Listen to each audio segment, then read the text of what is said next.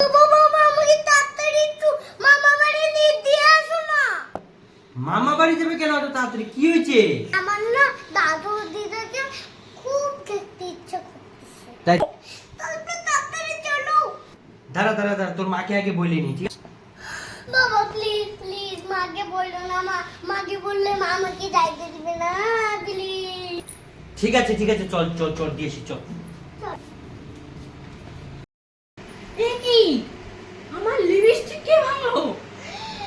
আমি এত সুন্দর লিপস্টিকটা আনলাম, নতুন লিপস্টিকটা আমার ভেঙে, শিওর মাম্মা ভেঙেছে। কোথায় গেছে মেয়েটা? দাঁড়াতো।